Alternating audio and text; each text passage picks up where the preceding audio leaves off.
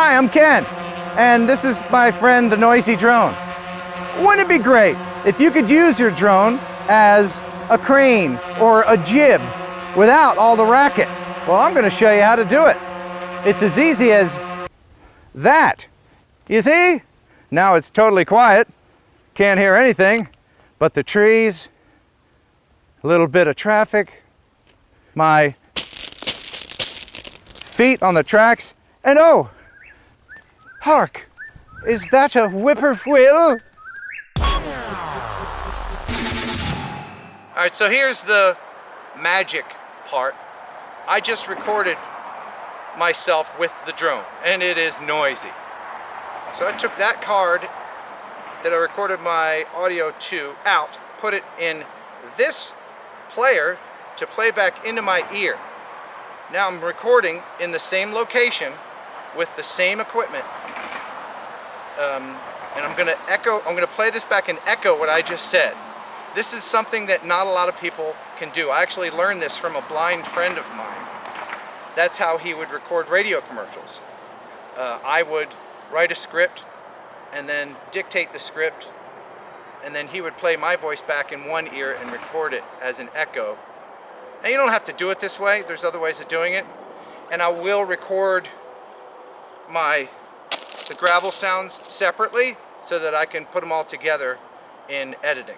Once in editing, first make sure that the original audio and overdubbed audio are the same amplitude or loudness. This way it won't sound awkward when you switch between the two.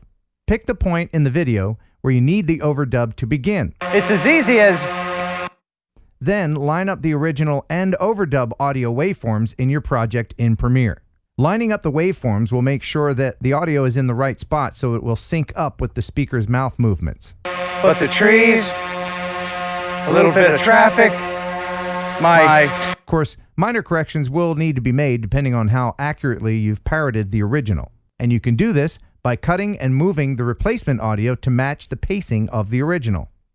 Be sure to record extra background audio of the location's ambiance to fill in the silent spaces left by matching the waveforms. If you're replacing dialogue to eliminate unwanted ambient noise such as the motors of a drone, then make sure to record everything you'll need to recreate the audio scene in editing.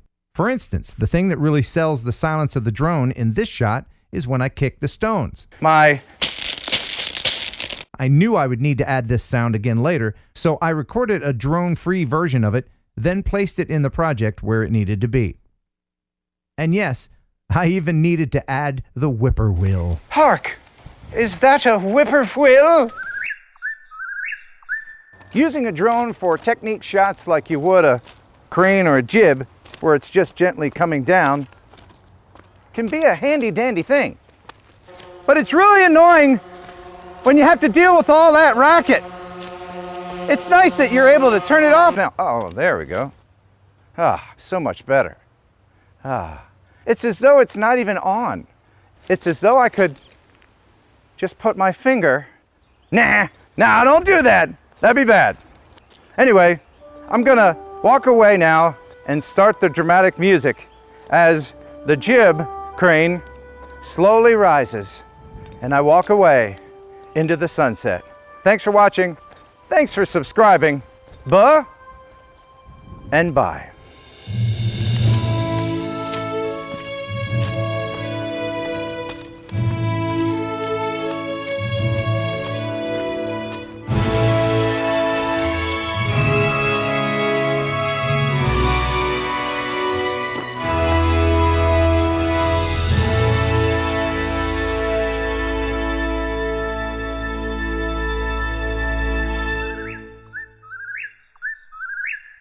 Hey, are you a fan of the Transformers movies?